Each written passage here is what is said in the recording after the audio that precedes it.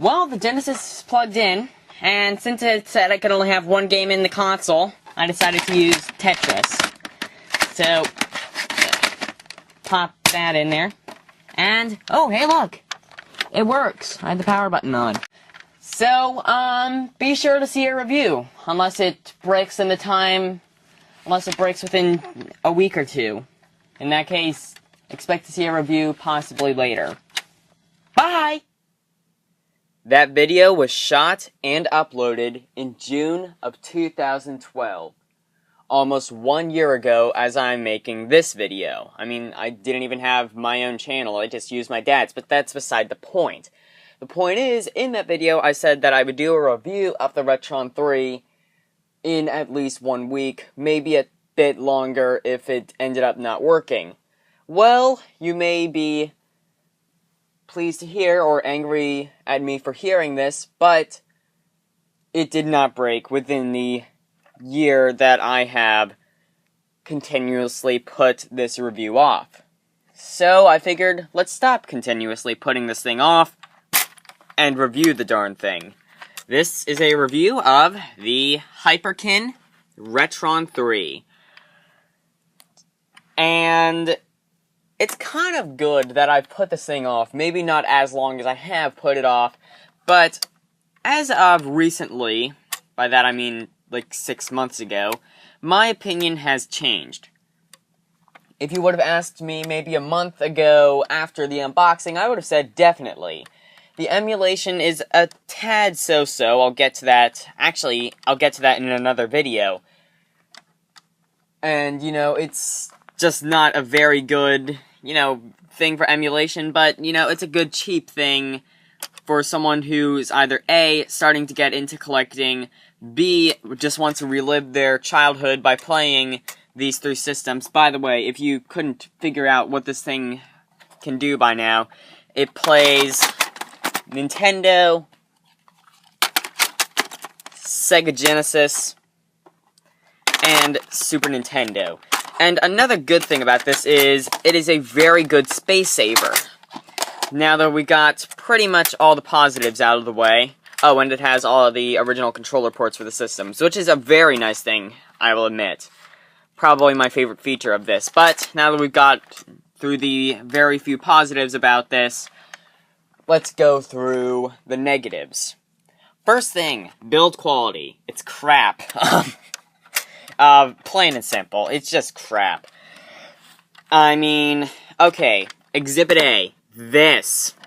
I did not do anything with this. I did not play hockey with it. I did not run this over with a steamroller. This is just how it was.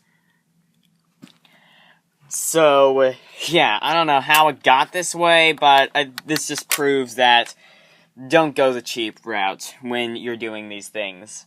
Just get like a regular, don't worry about space, don't worry about money, just get a regular Nintendo, just get a regular Sega Genesis, get a regular Super Nintendo.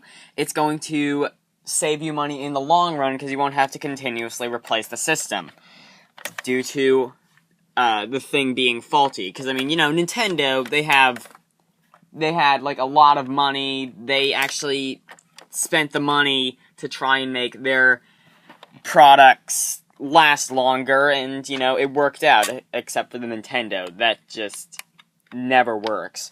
But, that's another story. The other thing, Exhibit B, these rubber feet. Now, you may not have known this in the unboxing, because I'm pretty sure I didn't point it out, but at first there were 4 feet. Now, you may also remember in the unboxing, I didn't show it in the clip thing at the beginning, but I'm telling you now. At the beginning of the unboxing, I said that this was not my original Rotron 3. I actually got one shipped to me that was shipped broken. So I ended up returning it to the place I got it, and they were very nice about it. They gave me the money back, they paid for shipping. Well, they didn't give me the money back. They just paid for shipping, and then they gave me another free Rotron, which worked a bit longer, but yeah.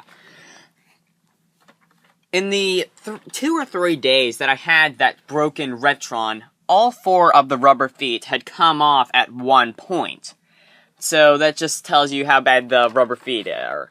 And the third and probably most important thing, the NES slot is completely dead. It no longer works, which is odd because I believe I mentioned in the unboxing that the NES side, when I initially got the broken system, was the only one that actually did something, and it just flickered on my CRT television. Of course, it didn't do anything on the HD TV, because, you know, HD TV not going to pick up something that minor. But, yep, this was the first one to go out. And, you know, it'll technically work, like, it'll show, like, a blue screen, but if I put a cartridge in it, it will not read. So, I don't know if that's a problem with, maybe the things in here are dirty. In that case, that could just be my fault. Or it could just be that there could be something wrong with the NOAC in this system, or NES on a chip. So, that is just absolutely lovely, and now I can only use Genesis, and Super Nintendo, I guess, is probably still a use for this thing. I mean, you know, I still don't own an actual Super Nintendo, so I've pretty much been forced to use this. And I've also had the displeasure of burning my eardrums out and using the Super Game Boy with this. But, again, I'll get to how the emulation works in another video, and as soon as I can find a capture device that works. So, now that we've gone through all the problems, let's take a look at some other things. Again, it takes all 3 controllers, so if you want to use the Super Nintendo mouse, if you want to use the Sega Menacer, if you want to use the NES Zapper, the NES Advantage, you can do that. And another, well, I'm not going to say nice feature, but it's an interesting feature. Well, 2 interesting features. Actually 3. There we go. 1, this is stereo. Well, not actually. This is actually something somebody pointed out in the comments of the unboxing. This isn't actually stereo, it's just dual mono, which is basically mono coming out of both speakers, trying to simulate stereo, but failing miserably. The other thing is OJ. Now, in my unboxing, I said I didn't know what this is. Turns out it's a region switch. So, for example, if I would have a PAL Sega Genesis game, or in this case, Mega Drive game, if I had like a PAL Mega Drive game, which I don't, I would switch it to J. If I had an American Genesis game, I would switch it to O, which, you know, doesn't really make sense. Why couldn't it be A? But, you know, that's beside the point. I'm just nitpicking at this point, really. But next to that, we have S-Video, which I never actually tried because all the TVs in the house are either too old or too new to support S-Video, and the same plug adapter as the NES, which is always lovely. As for this, the other thing that doesn't work, the thing that actually broke first, was the reset button for the Nintendo slot. It seems to work perfectly on the Genesis and Super Nintendo slot, but not for the NES slot. Power button works, but it just feels kind of cheaply on there. And basically, if I had to describe this in one word, it would be cheap, poorly made, don't bother. Well, actually, that would be 4 words, but you get the point. This thing is not worth the money. I'd say maybe as a space saver, but actually no, because there are far better clone systems. My advice, really, get an FC Twin. Get a FC3, even. Get, you know, a Retro Duo. Basically, get anything that's, or, not the Retro Duo. What was the other one? I forget. The Retro Twin. But, basically, get anything that isn't made by Hyperkin. Well, actually, I'll get into that later, because I might end up being too hard on old Hyperkin.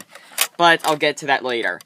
The only thing I could really recommend this for is, if you have a whole bunch of NES accessories, and you want a space saver, use this, but be prepared that you're probably going to end up replacing this thing because the build quality is just plain crap. Now, as I said, I might be a bit too hard on old Hyperkin here, because they're coming out with something that actually seems pretty promising. They did sort of like, well, I don't know what they called it. It's sort of like the Keynote or the Macworld that Apple has. But they came out with something called, they're coming out with something called a Rotron 5, which is basically going to be this, but with the addition of it being able to play Famicom games and Game Boy games, as well as having USB controllers with Bluetooth, as opposed to infrared. By the way, another thing I forgot to mention, the controllers are pretty much just good for just door stops, paperweights. They're absolute crap, as pretty much everyone will tell you. They're just crap. I actually forgot to bring one, but I don't need to, because that would actually require a bit of effort for something such crap. I mean, okay, basically, the idea is, okay, pretend my hand is the controller. It's moving left, it's losing left, it's going left, it's going left, it's going left. Up, it just lost reception. If it's like here, it's going to lose reception. If it's here, it's going to lose reception. Not to mention, even if you have reception, the buttons are laggy anyway. And also, the NES side has turbo, whoop-de-doo, the turbo sucks. I mean, just get an NES Advantage, don't bother with the controller. Don't bother with any of the controllers, but bother with the Rotron 5 controllers, because they will have Bluetooth. It will also have sort of like a micro switch thing, like the old Neo Geo Pocket had. But anyway, that was my extended rant on the Rotron 3. I'll see you later. Bye.